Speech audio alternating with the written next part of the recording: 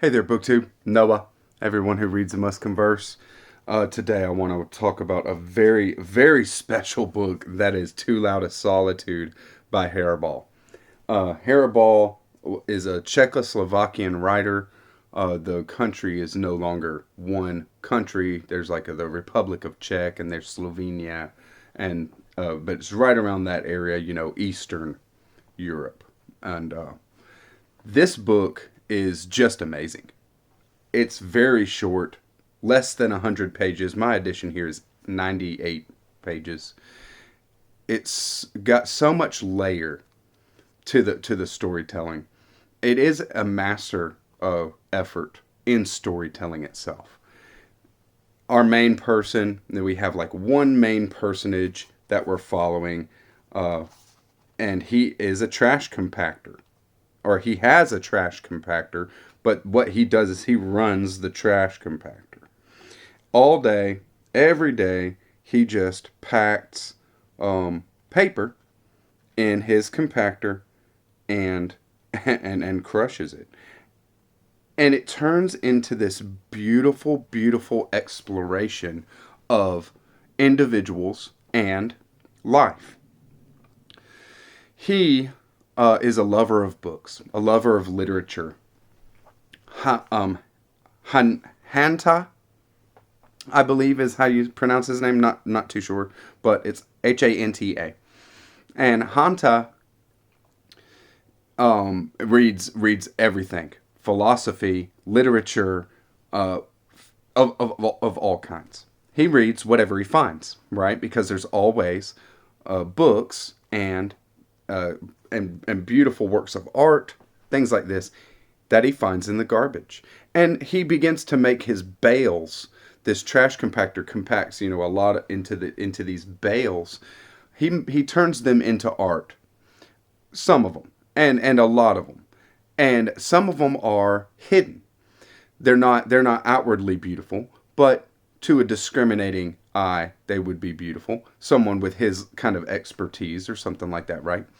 But he puts things in the bales, open books to his favorite passages, pictures. He'll line the outside of bales with art if there's that kind of thing around, and it's just really, really cool how it goes. And the storytelling is layered. We get him now, and he's just a madman. He's a worker, and he's an alcoholic. He drinks beer all the time. He's got this 5 liter, pitcher. It's like a gallon and a half that he gets filled up, and at this pub that's right close. He's down in the cellar, is where the trash compactor is. And he goes up, gets it filled up, brings it back, and just drinks and reads and compacts paper all the time. And he reads these beautiful, beautiful passages. And it's like when he goes to compact a bale, then he'll run over to where there's this skylight coming down, and he'll get the light of the moon, and he'll read a sentence or two by the light of the moon, and just it will infuse his being. And then he'll go back to work, right? And it's this kind of thing of finding truth in activity and in work and in being a human being and being productive. Humanity is shown in a very, very kind of mundane, day to day way in this. A beautiful look at what humanity is to be human. It's not about success, it's not about attaining something, it's about being, it's about experiencing life. And Hanta definitely experiences life. There's one part that I wanted to bring to attention because it kind of bores this out a little bit. I huddle in the lee of my paper mountain like Adam in the bushes and pick up a book. And my eyes open, panic stricken, on a world other than my own, because when I start reading, I'm somewhere completely different. I'm in the text. It's amazing. I have to admit, I've been dreaming in a land of great beauty. I've been in the very heart of truth. 10 times a day, Every day I wonder at having wandered so far, and then alienated from myself, a stranger to myself, I go home, walking the streets silently and in deep meditation, passing trams and cars and pedestrians in a cloud of books, the books I find that day and am carrying home in my briefcase. Lost in my dreams, I somehow cross the traffic signals, never bumping into street lamps or people, yet moving onward, exuding fumes of beer and grime, yet smiling. Because my briefcase is full of books, and that very night I expect them to tell me things about myself that I don't know. I go on through the noisy streets, never crossing at the red. I walk subconsciously unconscious, half asleep, subliminally inspired, with every bale I've compacted that day fading softly and quietly inside me. I have a physical sense of myself as a bale of compacted books, the seat of a tiny pilot light of karma. Light the flame in a gas refrigerator, an eternal flame I feed daily with the oil of my thoughts, which come from what I unwittingly read during work in the books that I am now taking home in my briefcase. So I walk home like a burning house, like a burning stable, the light of life pouring out of the fire pouring out of the dying wood, hostile sorrow lingering under the ashes. So imagery and the language is beautiful. The imagery is very, very beautiful and very deep, very layered. We get these images of the rats, okay? Because there's rats everywhere, in the trash, in his cellar, in the sewers. There's rats everywhere, and there's this kind of image of a never-ending rat war going on. That the rats are in this struggle with themselves, and they'll never stop because it is in their nature to struggle in this kind of way and fight for territory and all this kind of stuff. And there's this kind of allegory to humanity in that, right? And there's also, like I said, the finding the truth in being and in movements. That kind of thing is allegorical to, humanity and what it is means to be human. But also all the exploration of literature shows us that sublime side of being a human being able to postulate these ideas that are infinite, ultimately freeing, completely freeing to our minds and to our intellects. There's no way we could say, oh, this is what it is, this is, and define stuff and pin it down. It's not about that. It's about experiencing the vastness and the overwhelming kind of mysterious beauty that is being a human being. And Hanta is not afraid of the ultimately disgusting. Hanta it is completely overwhelmingly nasty, some of the situations that he's in just in the course of his work. The butcher comes by and brings a load of butcher paper, which is bloody, which is soaked. There's flies everywhere, like an insane amount of flies on everything. The rats are going crazy, of course. And he, for that whole day, it's a whole part of this, 100 pages, where he's just handling that. That day is very, very powerful. And you're just like, oh, what is going on here? Like, this is horrible. But you see, Hanta is not critical. He's not sitting and judging himself. He's not judging his, boss, who, just treats him like a cog in the wheel, yelling at him to keep busy, quit reading. But he's not critical of the gypsy culture. He's not even critical of his, the new technology as far as trash compacting that is coming up in society. This is borne out. Sorry about that. This is borne out very well in the way that it explores the love of his life. Hanta has been in love with a girl that he knew from his childhood life, and has many many encounters with this one.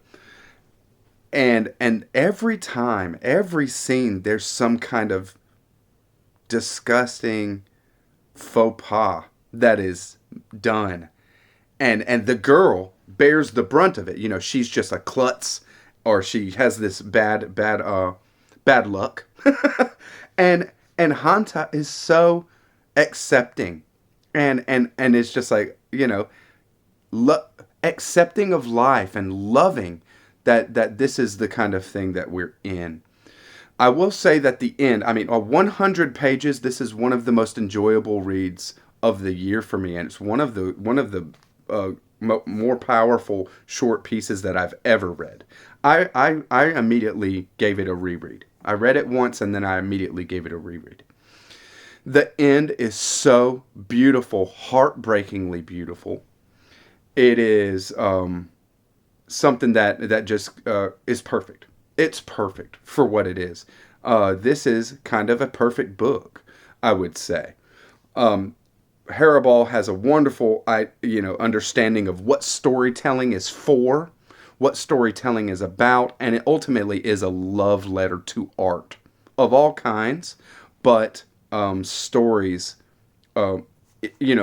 words even more so. I'll leave you with another part just to give you a little bit more of an understanding of what it's like, for Hanta in his life.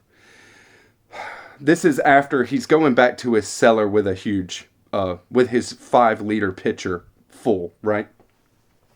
Then I went back to my cellar, crawling down the stairs backward, as if climbing down a ladder from the attic, and after quietly polishing off the bottle of rum and downing a beer chaser, I pickaxed my way through a mass of foul, sticky paper full of mice-made Swiss cheese-like holes, and after another drink of beer, I forked it into my drum, mouse paths and all. Whole nests full of mice, because we'd been closed for 2 days to give me some time to make a clean sweep of the cellar before inventory. Hosing down the day's pile of waste paper every evening, I never thought of what was going on at the very bottom of it all. At the bottom of the flowers and books and miscellaneous paper welded together by the mountain of waste resting on top of it and compacted as surely as if by my hydraulic press. As I say, it's a job for a theologian, because at the base, the bottom of the pile, a spot I hadn't got to for the 6 months since the last inventory, the waste paper had rotted like roots in a swamp, giving off the sickly sweet stink of a cheese forgotten for months in the pantry, looking a dull gray-beige mass with the consistency of stale bread. I worked well into that night, my only breaks being short trips to the air shaft, where I gazed up 5 stories like the young Kant at a piece of the starry firmament, and whence I crawled out the back way on all 4s, pitcher in mouth, to return on all 3s, pitcher in hand, backwards, as if climbing down a ladder. There, on the table under the light bulb, my copy of Immanuel Kant's Theory of the Heavens lay waiting, and over by the elevator my bale stood at attention. And because today I started on 100 large, soaking wet reproductions of Vincent van Gogh's Sunflowers, the sides of each bale glowed gold and orange on a field of blue, making the smell of compacted mice and mouse nests and decomposing paper a bit more bearable. Meanwhile, the wall kept advancing and retreating according to whether I pushed green or red, and in between I learned from the Theory of Heavens how in the silence, the absolute silence of the night, when the senses lie dormant, an immortal spirit speaks in a nameless tongue of things that can be grasped but not described. And these lines so shocked me that I ran out into the air shaft and gazed up at my starry patch of firmament. But then I went back to forking foul paper and mouse families into my drum. And although anyone who compacts waste paper for a living is no more humane than the heavens, somebody's got to do it. that the slaying of the newborn as depicted by Bruegel, which I had happened to wrap all my bales in last week. As for Van Gogh's whirls and bullseyes of yellow and gold, they only intensified my tragic mood, but even so, I kept working and decorating mouse graves, and running out to the shaft and reading The Theory of Heavens, one sentence at a time, savoring each sentence like a cough drop, and brimming with a sense of the immensity, grandeur, and infinite beauty streaming at me from all sides, the starry firmament through the hole in the shaft above, and the war between the two rat armies in the Prague sewers below. It's amazing. It's just amazing. Check it out if you haven't. I will be reading it just whenever I feel like. This is just such a beautiful, comforting, a lovely read. Lovely read. Let me know, BookTube. Talk to you later. Bye.